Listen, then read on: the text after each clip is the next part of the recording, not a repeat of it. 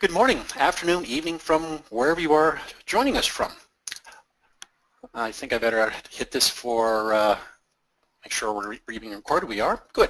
Well, during the last two sessions, we covered quite a bit of material to include evaluating the learning, defining goals, prerequisites, the ADDI model, course planning and logistics, the VAK or the VARK learning model, active and passive learning, in-house versus commercial materials, and getting engaged with the learner process. We covered quite a bit, I think. Your homework assignment included what your ideas were of an ideal classroom for your subject and what checklist you may want to use to ensure your class is set up and ready to go as you want it. We addressed the ideas regarding the ideal classroom setup last session. The feedback for the checklist was excellent. Lots of ideas, and again, based around whether or not the training will be physical or virtual classroom. There were some short and to the point lists with minimal requirements all the way to very detailed lists and instructions which really showed a lot of thought and thoroughness for the more complex setups. Checklists for advertisements, volunteers, VIP availability, invoicing were part of the setups as we're using food, for example, chocolates, for rewards. Also included were instructor knowledge, delivery methods, and so on. It looked to me like a large number of you have conducted training before and were very well versed on what is needed, so very well done. I also got a few ideas out of that one too, so I greatly appreciate your input. During the first part of this session, we'll continue with session 2, information, and look at our communication skills, our conduct, and facilitating the training environment.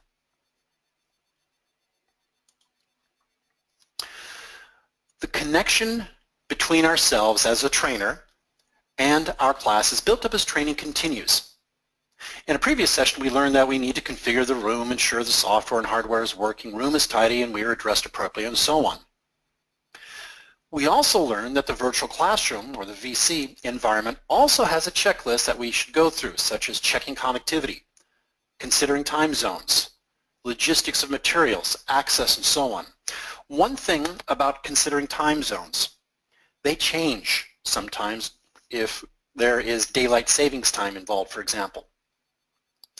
In my case, I have to watch out for the time in Australia if I base it around Sydney, because there's either an 8, 9, or 10-hour time difference when I'm teaching, depending upon whether or not we in Western Europe have switched over to daylight savings time where Australia is. In other words, that can cause a bit of a mess in some of the time zones. Checking connectivity, if you were here for the first session, you'll note that I dropped off. Fortunately, I had a plan B, so my main internet connection cut out, so I used my mobile phone with a hotspot, which is very stable, which was a second fallback position just in case. Well, taken together, these are the mechanics of the class. But of course, the training session doesn't just run itself. You, as a trainer, are the heart of the training, and as such, you need to utilize a number of skills and techniques. These include diction, have confidence, control the presentation, enunciate your words, and watch out for contractions and slang. Speak with a strong voice. I have a couple of years I always need to be, or excuse me, I should rephrase that. I have a couple of areas I always need to be careful of. Stumbling over my words sometimes is an example. Another example is when I get really excited about a subject, I may start speaking faster and faster. And as I speak faster, of course, some learners find this quite amusing, but for others, English may not be a mother tongue and are not able to comprehend everything that I say. So I always try to make a conscious effort to regulate how fast I speak. Also, I've been caught several times using Australian slang during training courses. Australians find it quite amusing to hear a person with an American-Canadian accent use Australian slang, but my students that are from America or Europe often don't understand my Australian references. So again, I try to ensure that I stick with known references without slang when I'm explaining different concepts. Here's something that some trainers and a lot of non-trainers have to really watch. You know, when like people have to fill the void with like they very often creep into our speech, and like people literally say filler words to like basically fill the void and like, okay, you know, literally what I'm talking about, and so on. Do you think your learners want to listen to that like literally for hours? One of the filler phrases that always makes me laugh a bit is when my friends and colleagues use the words, to be honest, as a precursor in their sentence. So does that mean that they have been lying to me up until then? I mean, like, honestly. Filler words, or obviously, rather, I should say that this can be really tough to watch out for, especially in our own speech, as they're often just a part of our speech patterns. It may take another person to make the observation and hopefully mention it to us so that we may correct it. Another option is to record yourself during a training session. This would be a very good idea to do a few times prior to submitting your video to CompTIA for evaluation. Here's a quick poll. Are you aware of your use of filler words when speaking?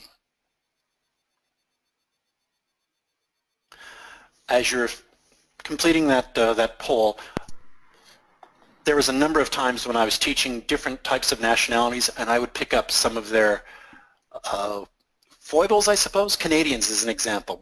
I picked up the verbiage of a. So I would fill out or say the question, I would say a at the end. It took me about 6 months to get rid of that. The Canadians thought it was very amusing. All right, how are we doing there with the polls there, Guy? Close to 80% voted, which is really great. I'll close it now and share it. I may use them quite a bit, 20%. I use them on an occasional basis, about a little over half of us. Yeah, I'm in that area right now, as you can probably tell by the way I've been talking and addressing you during these sessions. I'm not sure if I use filler words. That's a really good area right there where we could use the videos and hopefully kind friends to help us out with that. And I never use filler words. Good on you. Yeah, half your luck.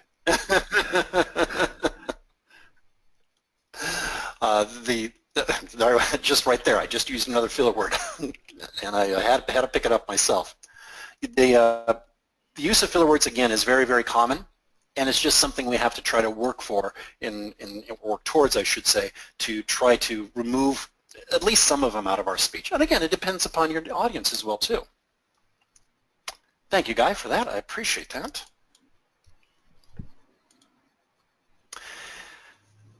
Please speak with clarity. Adapt your speech to your audience, as you may have a mix of nationalities and languages. And don't slur your words. Slow down your speech pattern if needed. An example here is my standard German, or my Hochdeutsch, is pretty good, but the Swiss version of German is much more difficult for me. So when I'm speaking with native speaking Swiss German, I need to concentrate much more to make sense of the conversation. And if that person begins to speak more quickly, I can quickly get lost regarding what the other person is saying to me. Now, sometimes it is tough to be heard. Often you may not have a microphone in the classroom environment, but you will still need to project your voice to the back of the classroom. A lot of people say, well, use your diaphragm to project your voice. And this so-called speaking from the diaphragm can help project your voice and volume. There's a link here that's up on the page that you might want to take a look at. They kind of give you some ideas as far as breath control, how to project your voice, and so on. It's actually part of your homework assignment too. Let's talk a little bit about inflection. Inflection affects the meaning of your message. For example, let's take the sentence, there I did it again. I enjoy traveling. I can say this several ways using inflection to give different meaning, such as, I enjoy traveling. It's a bit of sarcasm in there. I enjoy traveling. Bit bored. I enjoy traveling. Maybe a bit of interest. I enjoy traveling. Hopefully a bit of excitement. So the same sentence or same 3 words stated 4 different ways can mean different things due to the inflection. I hope you notice the differences on those.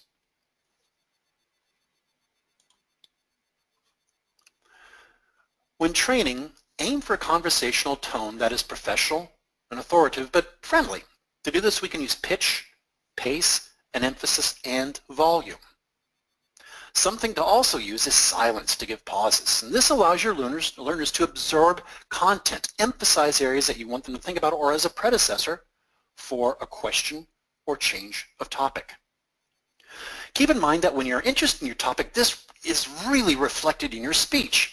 And if your inflection, your body language, your speech patterns indicate you're disinterested and bored or angry, your audience will notice that. So it really helps if you enjoy conducting training and that you enjoy connecting or trying to connect with your audience. Now, something to try may be to be a funny or a humorous joke or situation or something. But be careful, as this can be a double-edged sword, and what may be funny to some is not funny to others. So when you need to get to know your learners a bit, you may need to get to know your learners a little bit before attempting this. However, to diffuse a situation or a bit of stress in the training room, humor seems to break down a lot of barriers. Other things to try to make a connection is to have something interesting to say. Share some facts about the test, what to expect in the testing center, etc. Anything that may help put your learners at ease and build a connection rapport with them. Here's an example, and this actually applies directly to those of you that want to take exams, whether it's Microsoft or, I would say Novell, kind of gone off the wayside from the looks of it. It could be Adobe, could be Cisco, could be the CTT Plus, A Plus, S Plus, etc. Just before a certification exam, I would always tell my students what to expect in the testing room, especially the testing room itself. I mentioned that it would be timed. For example, it's 1, 2, 3, or in the case of the PMP exam, 4 hours. No personal effects like sunglasses, wallets, phones, etc. are allowed in the testing room. I also warned them that even if they were alone in the testing room, they should be very careful of what they say out loud. The video camera is very common for the test area for monitoring purposes, basically to prevent cheating. But some test centers also have a microphone in the testing area, and I remember a number of people taking a test saying some interesting things while they were taking an exam when they thought they were alone and nobody could hear them. So by explaining the situation of the exams, giving them hopefully a bit of a humorous example, again, you can build a little bit of rapport, build a bit of a connection with the students. A few other things to try are to present a question. Ask what personal goals people have. Maybe share a story. By the way, that portion about the testing center and people speaking out loud, I was on the other end of the microphone when I heard actually several students over different time frames say some rather rude things about the test. Very amusing from my end. Now, of course, the above are often at the beginning of the class, but keep the energy going throughout the course. The learners will be much more engaged. So I tend to tell stories throughout the course, depending if it's on a 1-day, which I normally don't teach too many of, 2, 3, 4, 5-day courses. Some things that don't work very well as a trainer include yelling and screaming at a learner, or everyone pointing and laughing at a learner. Don't do this. Please ensure that others in your class do not do this to a student either, as it is highly demotivating, unprofessional, counterproductive, and, well, it just isn't nice. Here's the second poll. How many of you have done the following during a training course? You've fallen asleep, chatted, texted, watched the clock hoping to make it go faster. Is there an option for all? I didn't put the all of the above. Ooh, the fell asleep ones. I'm hoping people didn't snore very loudly when they did. It's always disturbing to the class. I'm surprised that texting isn't higher. I'm glad to hear it.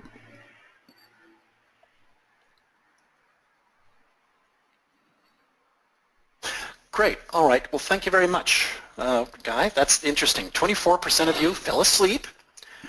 Interesting. I remember doing that in my university courses when there's 200 of us and nobody really noticed. 24% chatted with colleagues rather than listen to the instructor. 11% texted friends and over 40% watched the clock, hoping to make it go. I'll raise my hand on that one too. I've been in courses like that as well.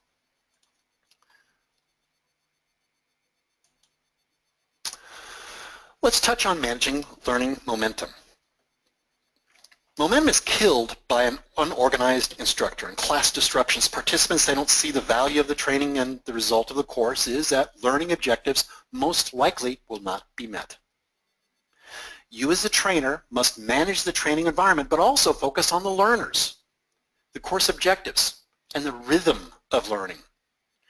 As we've discussed, your behavior will often influence the behavior of the students. And as a professional trainers, we need to pay attention to the students' body language, behavior, feedback, and keeping in mind that we ourselves are being evaluated at all times. In some cases, students will lose interest in the class and become vocal, fall asleep, or leave the class. And often, first sign that you have lost the class is the increase of chatter, which will escalate to loud conversations. Other signs that the audience is losing interest includes texting, which some of you have done, giggling when you haven't said anything funny, working on computers and there isn't an assignment, or arms crossed, mouths tight, clock watching, and of course, as we mentioned before, snoring. This can be a bit demotivating for you as a trainer, and it is your job to re-engage the learners once again. And this can be tough, but it is a requirement if you're going to meet the objectives of the training. Now, fortunately, as trainers, we are already perfect in every single way.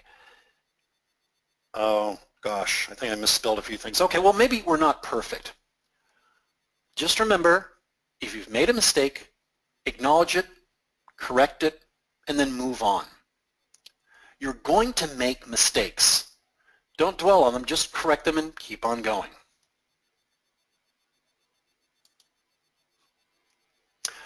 Ideally, you will teach different classes rather than the same one over and over again. This helps to keep things fresh and the excitement high for you as a trainer, and if you end up teaching the same thing over and over again, it is up to you to mix things up a bit while adhering to the objectives. One of the challenges I had when teaching a course over and over again is that I couldn't remember what I told one class to another class. And so it would help me keep notes as far as what I have said previously in that particular session or what was in the previous sessions. Well, at the end of a section, phrase, or a training day, or phase I should say, or training day, you may want to review and summarize the content. The review can be done in a couple of ways, such as conversations, recaps, games, quizzes. Depending upon what and how you are training may dictate how you want to do the review. When recapping, you may want to keep the review to concepts in just quick statements.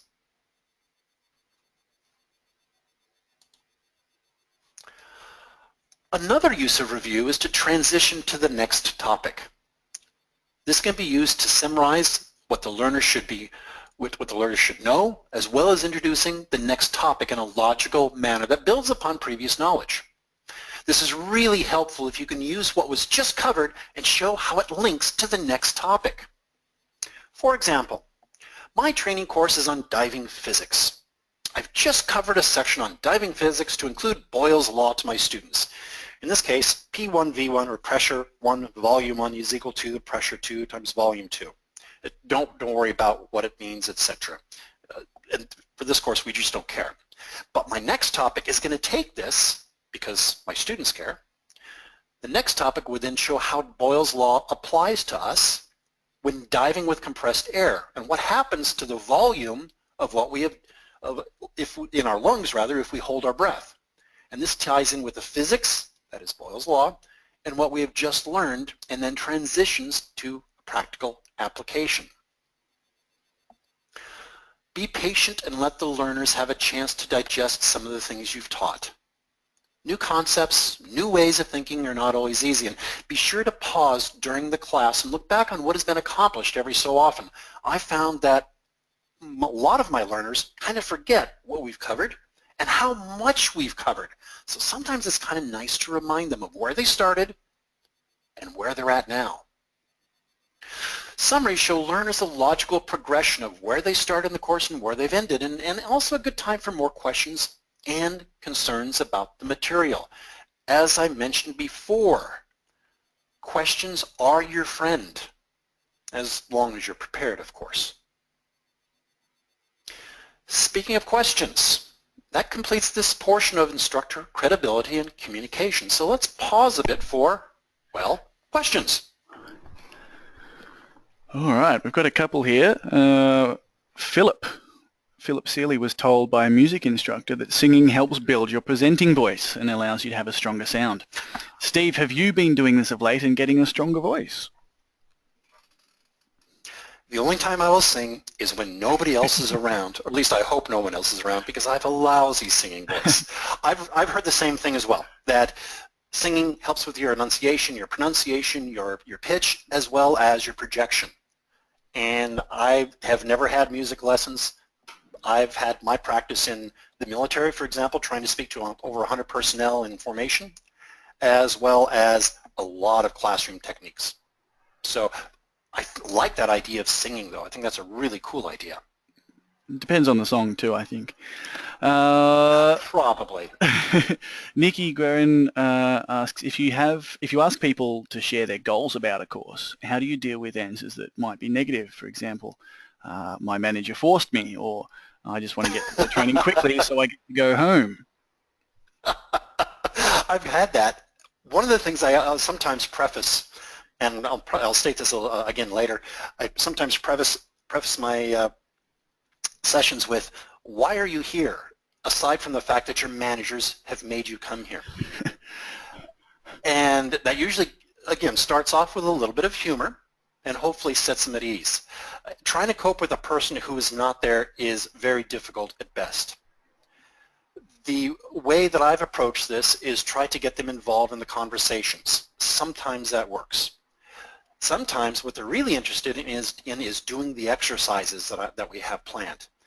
That, I would say, at least 80% of the time actually grabs a person's attention, because now they're not focused on hating me. Rather, they're really engaged in doing the course exercises, which is hopefully beneficial to what they are doing.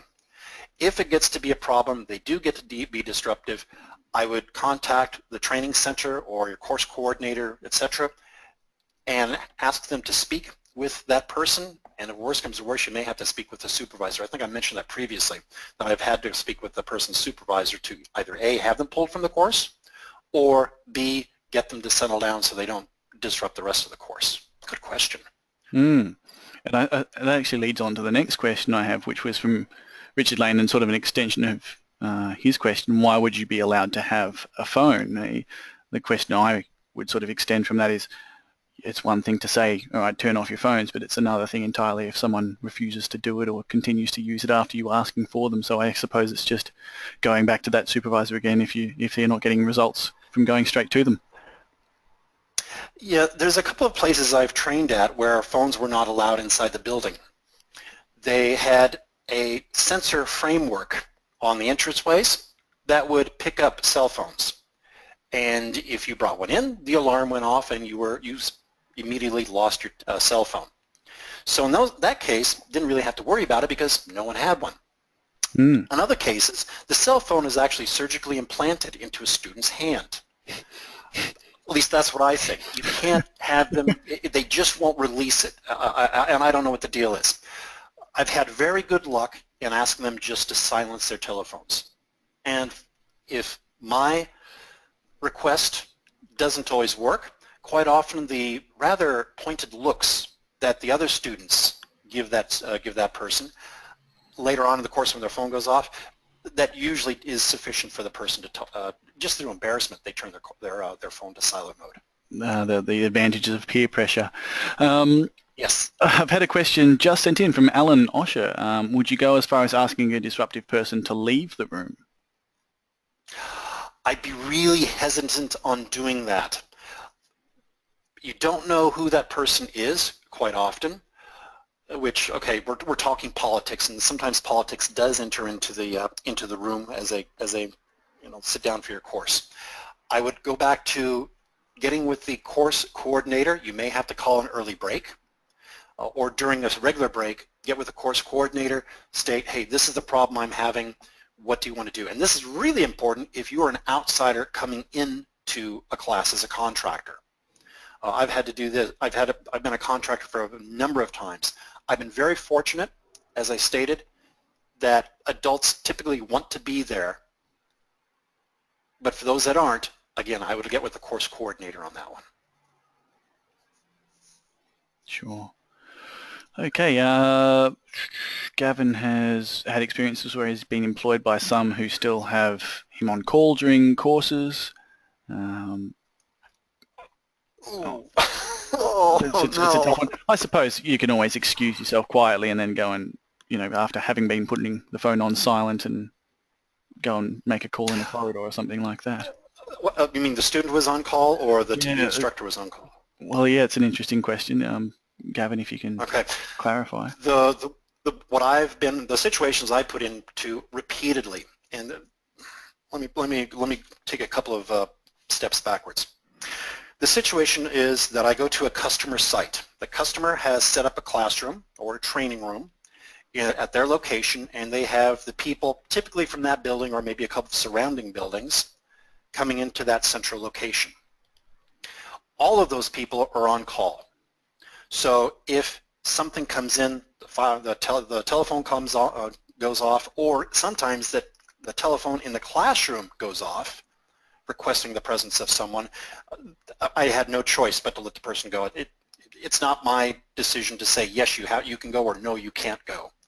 Normally they'd be very courteous. They would excuse themselves very politely, very apologetic, and they would return as soon as they could. It would be, in my ideal little world, the students, the learners who are to attend the class are released from duty. That is, they will not be interrupted. They will not interrupt the class, etc. But again, this doesn't always happen. I just had to live with it and try to catch it during the breaks or during lunch or after class. I would catch up those students who were gone. It's an extra effort on the trainer's part, but I kind of think of it as it's my duty is as a trainer to try to get them caught up, because it's not the student's fault that they got pulled out.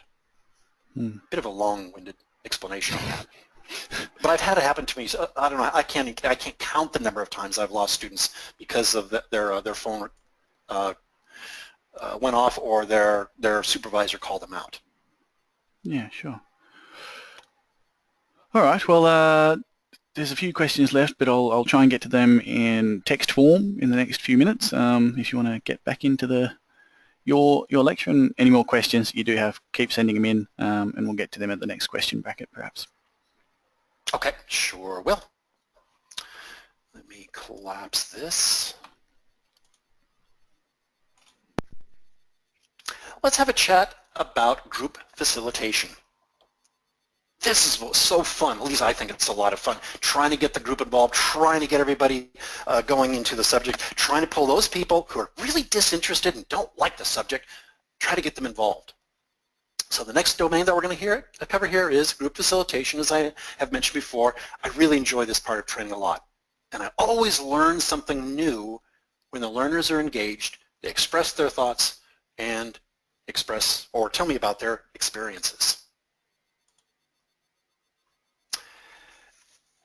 Dreams versus reality. In a perfect world, you will show up, the participants will show up at the same location for a training course. Clear objectives have been given, all the prerequisites have been met, and so on. Well, let's get back to reality. When you do wake up from your dream and realize it was just that, a dream, reality raises its head, and we see that that doesn't always work. For example, sales reps may make additional promises you, as a trainer, don't know about. Managers add more to the objectives but don't add more time. And of course, this always makes things more interesting, if you will, from the trainer's perspective. As a trainer, you may not have much control over many areas and will need to adjust what you present and how you present to whoever attends your sessions. And whenever possible, get close to the salespeople and the managers and assist in guiding them. It is quite possible that they are not as familiar with the material and whether it can be customized to meet different learners' needs.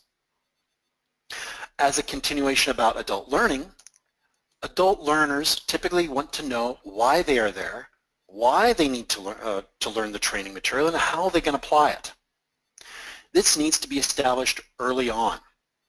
The more relevant that you make this, and the sooner that this is accomplished, then the better the chances that your learners will be eager to learn. But what is this learner-centered instruction?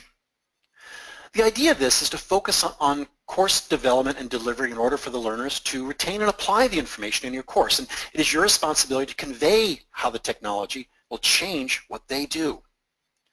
Essentially, this is performance-based learning. I'm sure that some of the teachers out there are very familiar with this. We begin with a design of the course, which we have addressed in an earlier session. Whether the course material will be designed in-house or if it's off-the-shelf training solutions will be used, both still require a good instructor to establish learner-centered instruction. And we also mentioned we should also try to measure the results of the training when possible. Now, assuming in-house developed training will be used, we will need to define why the training is needed, what the outcome of the training will be, setting the expectations early for the learners, and this will reduce confusion and also ensure that everyone knows what is going on and what the outcomes are supposed to be. For standardized training, using commercial materials such as training organizations doing Microsoft or Adobe type of training, etc., it would be good to understand what is needed as well, but quite often the focus is on filling up a class to make a profit. Now, filling up a class is also part of the balance, as an empty class or even insufficient participants doesn't make financial sense either. Here's a quick question. How many of you had learners attend your course that didn't meet prerequisites and were part of just filling up a classroom?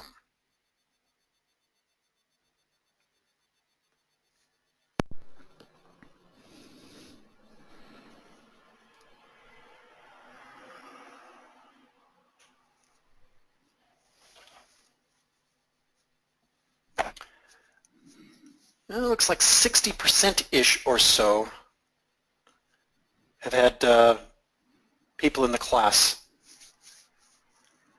that were basically there for filler. Hey, it happens.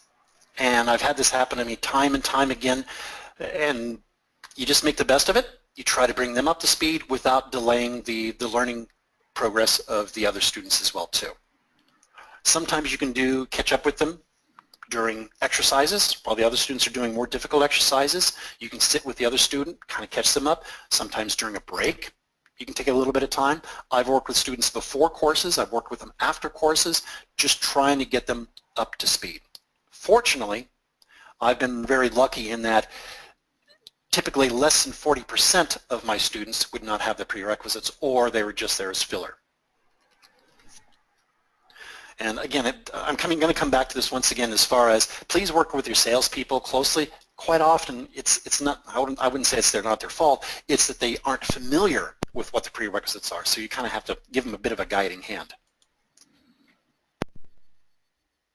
Well, one of the things we have to take a look at, of course, is audience analysis. How do we go about analyzing our audience? The starting point is to review the audience work and education background, class size, the attitude of the students, preferred learning methods, assumptions, constraints, and the course outcomes and deliverables. We've addressed all of these in the last couple of sessions. Now, ideally, we can compare how the production systems are used and then mirror this to the classroom when possible. So, but remember that even slight differences between the production system and our classroom system, it's enough to throw students off. So whenever possible, make the training environment as close as possible to the production environment as possible. Focus on what the students will need to do to meet the objectives of the course rather than every nook and cranny and option of the technology. By ensuring that the training is job relevant, the learners will be more engaged and interested because they can actually see a link between what you're teaching and what they're going to have to do in their jobs.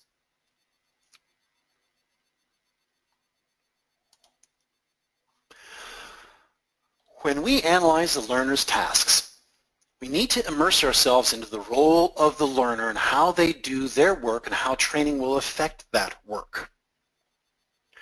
We will need to understand the current processes used and then what the goals should be with the new technology. If possible, try to get an SME or a subject matter expert and analyze the tasks, and there are a couple of ways we can actually do this.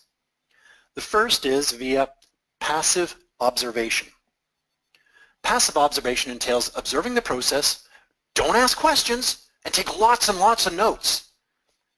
In this case, we don't interrupt the process, we just watch and hopefully learn. I call this method kind of the shut up and color type of method. It's not very nice, but I like to do the touchy-feely things when I'm learning how to do things, and so just writing notes and watching, it doesn't always work with me.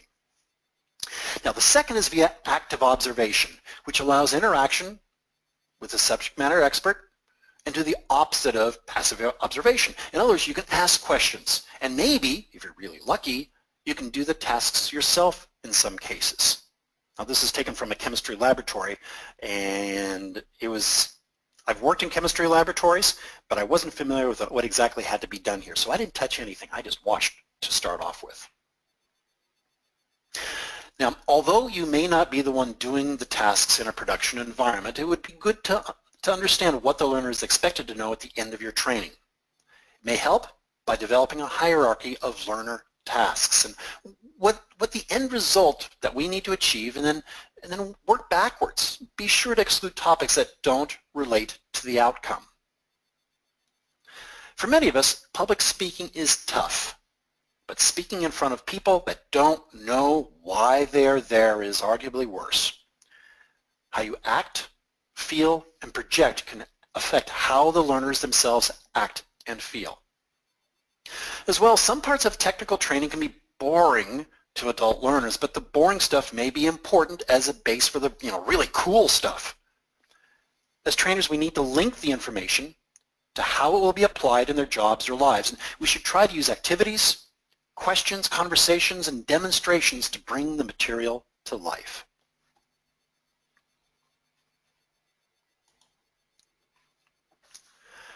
As an example of boring stuff, part of my instruction, as I mentioned before, to prospective divers was covering a bit of physics. Specifically, how air expands or is compressed in our lungs depending upon the circumstances. Well, this was the boring stuff to the learners because, well, all they wanted to do was jump into the pool or the lake and swim after fish with a tank of air strapped to their back. Just really have fun. But without knowing a bit of physics and learning how compressed air expands as we swim to the surface, the learners could hold their breath of compressed air, and as they ascended to the surface, they could severely injure themselves or even die. Thus, the boring stuff was actually life-saving information in this case. Now granted, some training courses may not be that extreme. This kind of a quick example. Keep in mind, of course, that good teachers and trainers do a lot of listening. We observe body language, give and receive feedback. We listen to questions, as these can be clues to a learner's state of understanding or comprehension, and it also underscores points that might need to be clarified. One thing I've noticed is that I can teach the same subject or the same concept class after class after class, and I can explain it pretty much the same way, the same concept the same way in each class, but sometimes that doesn't work. As an example, I was trying to teach a class about print spooling and printing. How does printing work on a network? And one person just didn't seem to understand the concept. So I asked the student, what are your hobbies? And the person said, well, I love to bake. Great. Let's take baking as an example of printing. You want to bake 500 cupcakes. You have different printers that cupcakes can go to because they are different flavors. And I just built upon this baking analogy for her, and at the end of it, the little light bulb goes off over the person's head, and the student was spot on and was probably one of the star students that I had in the class. So sometimes it takes a bit of imagination to come up with different ways of explaining things.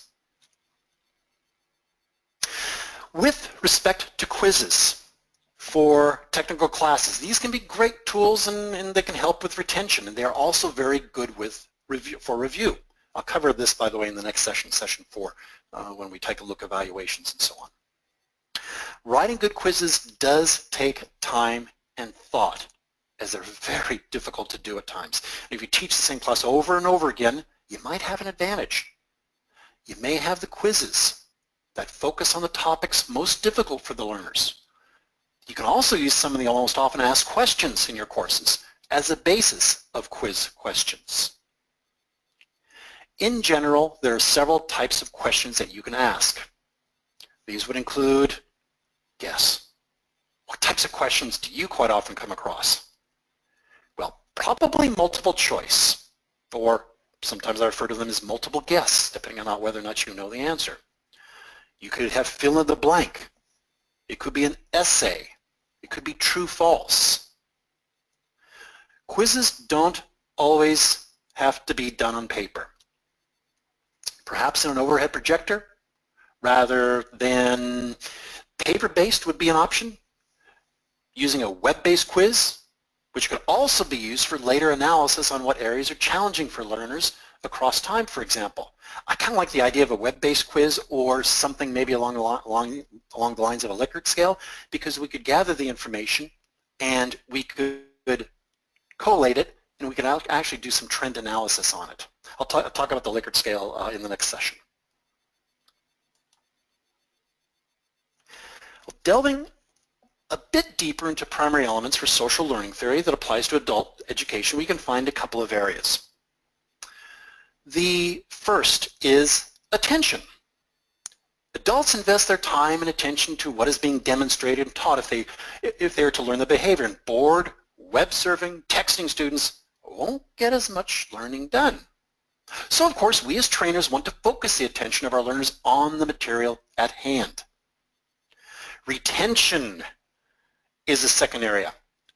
It may need to include multiple methods of learning to include visual, auditory, and kinesthetic learners, which we discussed in a previous session. I can really relate to this retention one. I'm studying for an exam right now. I'm listening to the video, or I'm watching the videos right now, but I'm noticing that I'm not getting all the concepts. I flip over to reading a book, actually the official guide, and I'm getting a bit more of it. Then I'm reading a separate book that I got from Amazon, and it's really tying this together. So I'm actually getting 2 to 3 different types of, utilizing 2 to 3 different types of methods so that I can retain the information a lot better and apply it in real life, and of course on my examination that I'll be taking. Reproduction is the third area, whereby learners need to practice their new skill. And any new skill should become easier with practice, and it's usually better to practice in the classroom rather than on production equipment. As a trainer for Microsoft, Novell, etc., I would tell my students at the very beginning of the class, no matter what you do to the systems in this class, I can fix it eventually. It may take me all night, but I can fix it eventually. With that in mind, I wanted the students to play around with the technology, to do some experimenting within reason, of course, and make the mistakes in the classroom where we could discuss them, or they could see what would happen, and in some cases they would ask, oh, Steve, what would happen if I did X, Y, Z? And I'm thinking, okay, if I let them do it, what will happen? Okay, that should happen. And I would say, well, I don't know. Try it and find out. I usually try to know the answer ahead of time, or at least have a good idea so they wouldn't trash the classroom. But they liked doing that. They enjoyed that portion of it, of reproducing or being able to do the information, do the experiments there and be able to reproduce the results perhaps in the production environment, not the mistakes, of course. Of course, our fourth area is motivation. Adult learners want to know why a topic is important. And we as trainers need to make that connection between what is being taught and why it is important.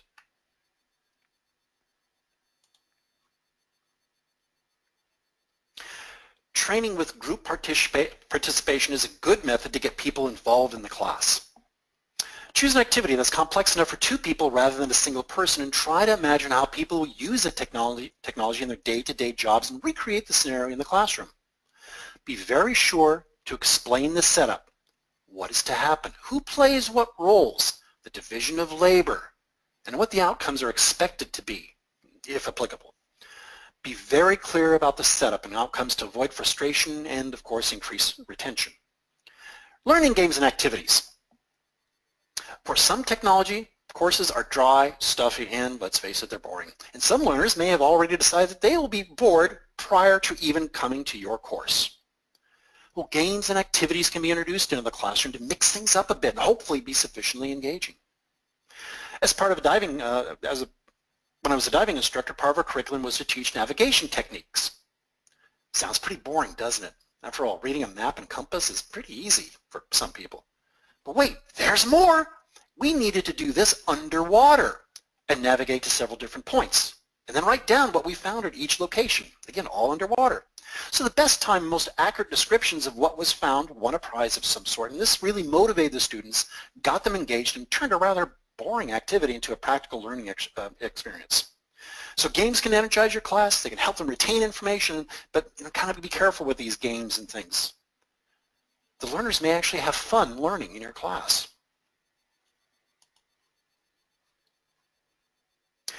We have focused on a number of areas, to include those listed here on the slide. We looked at classroom and trainer preparation. We also looked at using checklists to ensure we didn't forget anything. We also just how to engage the learners and keeping the momentum going in the training course.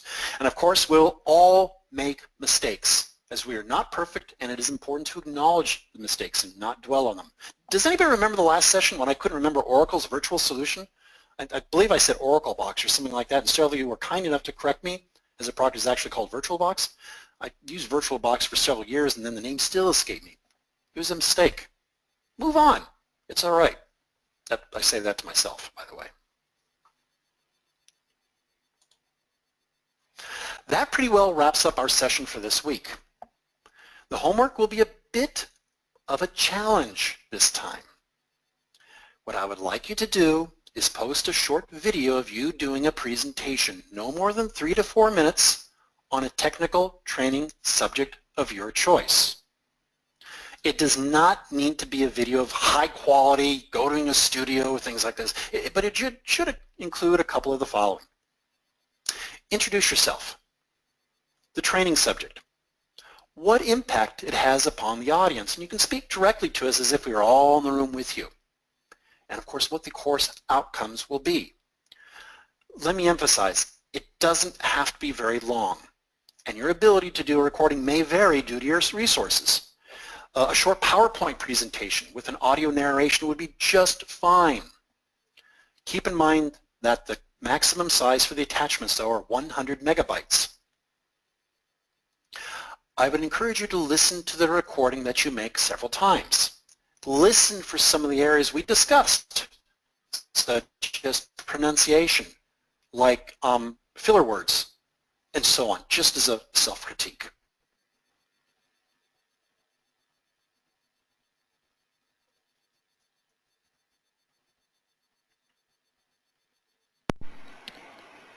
Seems we might have lost Steve. Looks like there's a couple of other people. Steve, are you there? Can you... Hello? Hello, Steve. Guy? Yep, gotcha. Yes. Oh, okay. I hope I didn't drop out for very long. No, I think we heard everything. The videos didn't need to be too long.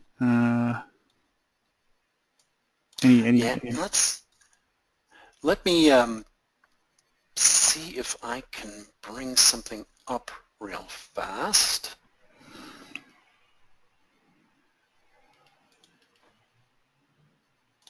Without trashing anything. Here we are. Maybe I just had a little glitch. Oops. Seems everyone else heard it. Yeah, I want to bring up, here's my screen. Okay, let me open up my screen quickly. There. Hopefully you see the IT Masters forum discussion for your project for week 3. Is that being displayed all right? Yep. Great. If you come down here, again, this is where you post it. You'll be posting it to week 3 of the forum. And you can do a drag and drop for the files here. Or you can also, I believe, just click up here where it says attachment. Click on add, and then you can browse to wherever it is. But please note the maximum size for the new files is 100 megabytes. That might take a little while to upload depending upon your link to the internet, so kind of keep that in mind as well too. But I'm really looking forward to those of you that can post some videos. It'd be very interesting for me to see those. All right, may we open this up for questions, Guy? Would that be all right? Sure. There's a few questions just on the video and the video homework. Julie Morgan asks, does it have to be a technical subject? No, not at all. What I'm really looking for, what I'm hoping you're getting out of this course is different methods of doing presentations. So if you wanted to do it on widgets and Wrigleys, whatever they happen to be, that's fine. It's pretty much open season on whatever you'd like to do the presentation on. Great. Do you have a preferred format? Not really a preferred format per se. It could be, and I'm not sure what the context of format is. This like an MP4 or is it a WMV file? Yeah. If that's the format, if that's the meaning of the word format in this case, then it's up to you. I can always download the codecs in order to play the video. I think the FLV player is usually pretty good for something like that. Great. So you can do either a video of yourself in a classroom doing a presentation, or you may just want to use a PowerPoint slideshow with your audio on top of it, as an example, very similar to what we're doing right now. Sure. So whichever one you want to do. Okay.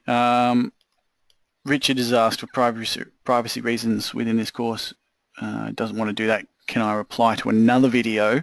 Would the PowerPoint slides and speaking with audio for that be okay, Richard? Or do you Perfect. still? Oh, okay. Sorry.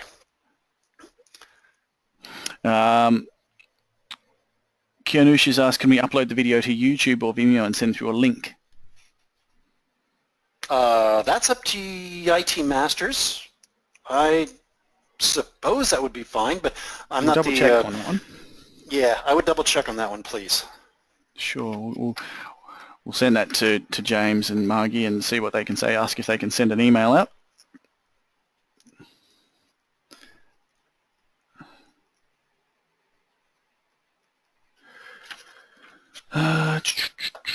Abdul Rashid has asked very keenly whether he can post more than one video.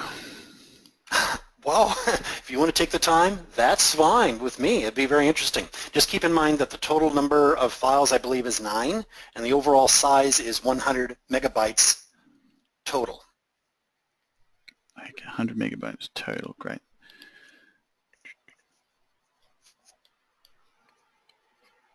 Feel free, folks, if you're struggling to wrap your head around it just now, what you need to do for the homework, that you can post questions in the forum and we can get to those, and other students can get to those. David's like I said, just need... Go ahead. Sorry, go ahead. My apologies, Guy. I stepped on you. Go ahead. That's right. David's asked whether phone video is okay. I would assume so. Absolutely, yeah. Phone video is fine. Just a pure PowerPoint presentation with an audio on top. It doesn't have to have you in it. That's fine. Obviously, we'd like to hear your voice. It can be just 3 to 4 minutes in length. Please don't put a 20-minute, 30-minute video up there. Just 3 to 4 minutes in length is fine. If you are worried about the size of video, you can try compressing it, zipping it, whatever you want to call it. It doesn't have to have another student. You could be pretending, for example, it's just maybe it's like a short course like what we're doing. We're broadcasting this out to hundreds of students at the same time. So you may not have that feedback from another student, and that's fine.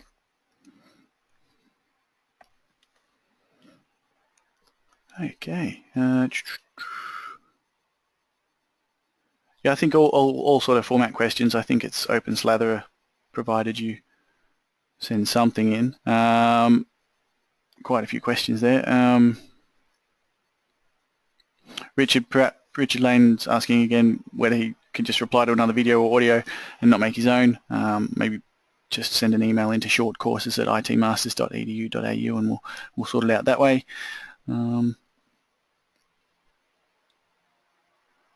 Ujith, a presentation similar to a webinar would be fine as well, just like Steve said, with something like what we're doing tonight. Perfect. Yep. And just a couple of more general questions on earlier sort of topics. From Karina, what would you do when the virtual class is not participating in a discussion? For example, some Asian cultures do not ask questions; they just keep listening. Do you have any tips for encouraging engagement? That's hard. I've had that happen to me a couple of times, and I think I will admit that with cultural sensitivity here, you do have to be a bit careful. I tend to ask direct questions as a last resort. Normally, I like to ask questions to the group as a whole, but it may come back down to, well, nobody's replying, not a single person. So I would just, and again, the courses are typically maybe 12 to 15 people in a virtual classroom. So you can say, well, what do you think about, Jane, what do you think about XYZ? Or Charlie, what do you think your views, or what are your views on XYZ? And quite often that will at least get them going a little bit. But again, you do have to watch out for cultural sensitivities. I've never had that problem, and I'd have to do some research on how to address that myself. Sure.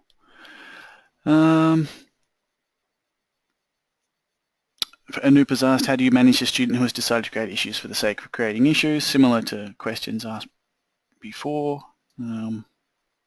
Yeah, I'd still get with the training coordinator on something like that. And sometimes you may not be able to wait for a break. The only problem I've had in, I don't know how many decades of teaching now, was that one that I stated in last session of the session before, and I spoke with the supervisor, and it was sorted out within just a few minutes. But again, get with the course coordinator if you need to. That's the way I would handle that. Great.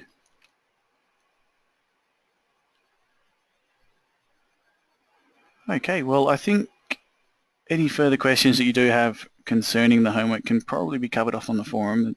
It seems like it's a relatively flexible process. Just if you can send something in with a little bit of audio sent over it, that should be fine. If you're worried, do contact us on shortcourses@itmasters.edu.au. But other than that, that's I think as far as we can go with questions tonight. So thank you, Steve, once again. Very welcome. Thank you very much. I enjoyed it. There's some good questions in here. Yeah, I'll take with me, and I'll also try to do some. I'll also try to do in the last session. The next session is our last session. I'll also try to incorporate some more information based upon some of the questions here as well too. Great. Alrighty. Well, unless there's anything further, Steve, I think we should call that a night. And yeah, thanks everyone for your attention, and we'll see you next week. Excellent. All right. Thank you again for your time, and have a good evening, or afternoon, or morning, wherever you happen to be. Cheers. Excellent time zone awareness, Steve. Thanks. All right. Thanks. All right. Cheers. See ya.